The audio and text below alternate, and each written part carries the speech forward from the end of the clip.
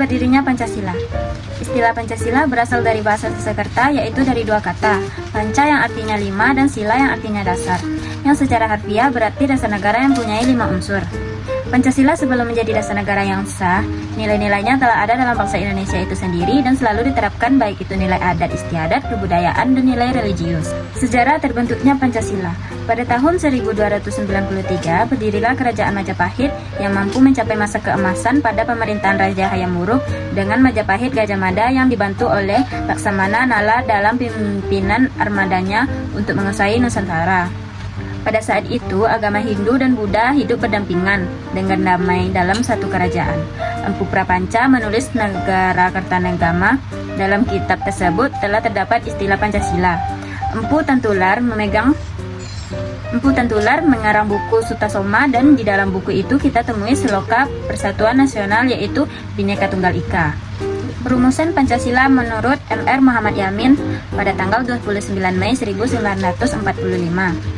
Secara pidato, 1 peri kebangsaan, 2 peri kemanusiaan, 3 peri ketuhanan, 4 peri kerakyatan, dan 5 kesejahteraan rakyat.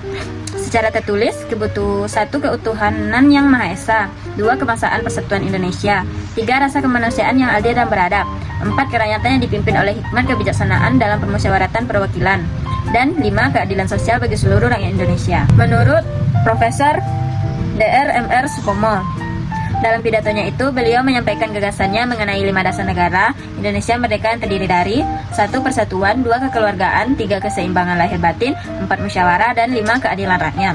Setelahnya, menurut Insinyur Soekarno, pada tanggal 1 Juni 1945, dalam pidato tersebut diajukan oleh Insinyur Soekarno secara lisan usulan 5 asas sebagai dasar negara Indonesia yang akan dibentuk, yang terdiri dari 1 nasionalisme atau kebangsaan Indonesia, 2 internasionalisme atau perikemanusiaan, 3 mufakat atau demokrasi, 4 kesejahteraan sosial, dan 5 keketuhanan yang berkebudayaan.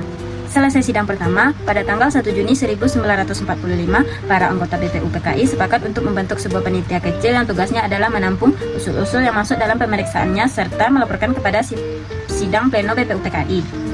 Tiap-tiap anggota diberi kesempatan mengajukan usul secara tertulis paling lambat sampai dengan tanggal 20 Juni 1945. Adapun anggota panitia kecil ini terdiri atas 8 orang, yaitu 1 Insinyur Soekarno, 2 KI Bagus Hadikusumo, 3 Ki Hajar Wasid Hasim, 4 M.R. Muhammad Yamin, 5 M. Sutarjo Kato Hadikusumo, 6 M.R. A.A. Maramis, 7 Oto Iskandar-Dinata, 8 DRS Muhammad Hatta. Setelah sidang bersama BPUPKI, panitia 9 menghasilkan rumusan yang dikenal dengan Piagam Jakarta. Dalam pembahasan tersebut, di dalamnya terdapat rumusan dan sistematika Pancasila sebagai berikut.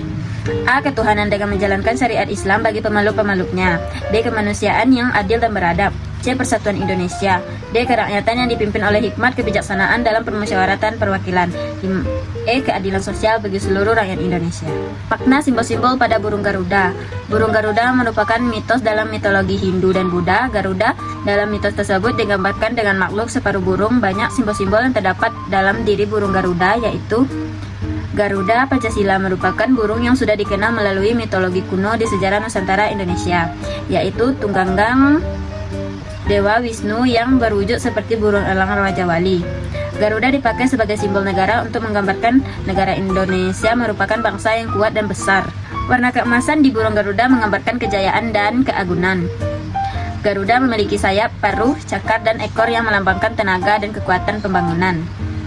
Jumlah bulu melambangkan Hari Proklamasi Kemerdekaan Indonesia 17 Agustus 1945, yaitu sayap burung Garuda mempunyai 17 bulu, ekor burung Garuda mempunyai 8 bulu, bulu di bawah perisai mempunyai 19 bulu, bulu di leher mempunyai 45 bulu. Perisai merupakan tameng yang telah lama dikenal dalam budaya dan peradaban Nusantara sebagai senjata yang melambangkan perlindungan, pertahanan, dan perjuangan diri untuk mencapai tujuan. Di tengah perisai terdapat sebuah garis hitam tebal yang menggambarkan garis khatulistiwa. Hal tersebut mencerminkan lokasi atau letak Indonesia, yaitu Indonesia sebagai negara tropis yang dilintasi garis khatulistiwa. Pada perisai terdapat 5 buah ruang yang mewujudkan dasar negara Pancasila. Warna dasar pada ruang perisai merupakan warna bendera Indonesia, merah putih, dan pada bagian tengahnya memiliki warna dasar hitam. Makna sila 1. Ketuhanan yang Maha Esa dilambangkan dengan perisai hitam dengan sebuah bintang emas berkepala 5. atau bersudut 5. Bintang emas sendiri terdapat diartikan sebagai sebuah cahaya seperti layaknya Tuhan yang menjadi cahaya kerohanian bagi setiap manusia. Makna sila kedua, kemanusiaan yang adil dan beradab. Dilambangkan rantai yang disusun atas gelang-gelang kecil ini menandakan hubungan manusia satu sama lain yang saling membantu. Gelang yang persegi menggambarkan pria, sedangkan gelang yang lingkaran menggambarkan wanita. Makna sila ketiga, Persatuan Indonesia dilambangkan dengan pohon beringin atau ficus berjamina. Di bagian kiri atas perisai berlatar putih, pohon beringin merupakan sebuah pohon Indonesia berakar tunjang, sebuah akar tunggal panjang yang menunjang pohon yang besar ini dengan tumbuh sangat dalam ke dalam tanah.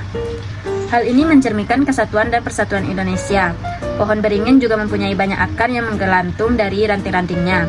Ini mencerminkan Indonesia sebagai negara kesatuan namun memiliki berbagai latar belakang, budaya yang berbeda-beda atau bermacam-macam. Selanjutnya, makna sila keempat, kerakyatan yang dipimpin oleh hikmat kebijaksanaan dalam permusyawaratan atau perwakilan, yang disimbolkan dengan kepala banteng pada bagian kanan atas perisai berlatar merah. Lembu liar atau benteng merupakan binatang sosial yang suka berkumpul, sama halnya dengan manusia di mana dalam pengambilan keputusan harus dilakukan secara musyawarah, salah satunya dengan cara berkumpul untuk mendiskusikan sesuatu. Makna sila kelima, keadilan sosial bagi seluruh rakyat Indonesia. Dilambangkan dengan padi dan kapas di bagian kanan bawah perisai yang berlatar putih. Kapas dan padi mencerminkan pangan dan sandang, merupakan kebutuhan pokok semua masyarakat Indonesia tanpa melihat status maupun kedudukannya. Ini mencerminkan persamaan sosial di mana tidak ada kesenjangan sosial antara satu dan lainnya. Tapi hal ini atau persamaan sosial bukan berarti bahwa Indonesia memakai ideologi